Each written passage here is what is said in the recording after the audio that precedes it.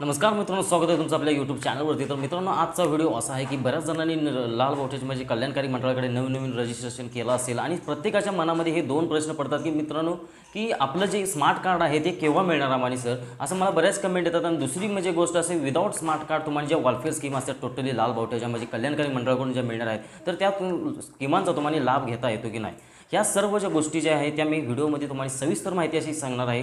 तर मित्रांनो, हा व्हिडिओ विदाउट स्किप करता शेवटपर्यंत आणि जर चॅनलवर जर नवीन असाल तर चॅनलला सबस्क्राईब करून बेल नोटिफिकेशन दाबायला विसरू नका। तर चला मित्रांनो, व्हिडिओ सुरू करूया।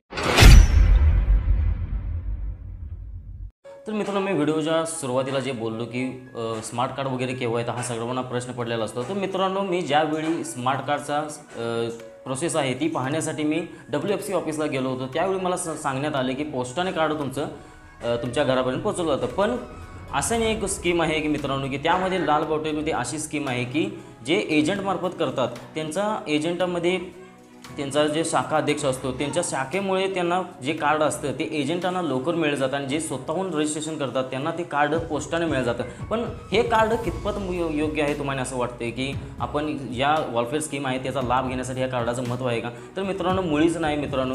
जी आपली प्रोफाईल डिटेल असते मी तुम्हाला स्क्रीनवरती दाखवत आहे, ही प्रोफाईल डिटेल तुम्ही प्रत्येक वेलफेअर स्कीमला तुम्ही कोणतीही स्कीम जर अप्लाय करत असाल तर त्या स्कीमला तुम्ही हा कागद म्हणजेच ही प्रोफाईल डिटेल्स तुम्ही लावून सर्व योजनांचा लाभ घेऊ शकता। असं नाही की तुम्हाला कार्डच जोडलं पाहिजे, तुम्हाला स्मार्ट कार्ड वगैरे हवं असेल तर तुम्हाला याची काही आवश्यकता नाही मित्रांनो, कार्डची वगैरे काही आवश्यकता नाही। तुम्ही ती वेलफेअर स्कीम जी आहे ती प्रोफाईलवरती लॉग इन करून ती प्रोफाईलचा स्क्रीनशॉट मारून तुम्ही टोटली ही वेलफेअर स्कीम जी आहे ती तुम्ही त्याचा लाभ घेऊ शकता। तर मित्रांनो, अशा तऱ्हेने तुम्ही सर्व योजनांचा लाभ घेऊ शकता। त्यामुळे आम्हाला कार्डची गरज नाही मित्रांनो, की असं नसते की कार्ड मिळालं की आपल्याला जे वेलफेअर स्कीम असतील त्या सर्व लाभ घेता येईल, असं काहीही नाही। तुम्ही कार्ड विदाऊट कार्डही तुम्ही सर्व योजनांचा लाभ घेऊ शकता आणि कार्डाचं टेन्शन न घेता तुम्हाला ते पोस्टाने तुमच्या बाय पोस्ट तुमच्या घरी पोहोचवलं जाईल मित्रांनो।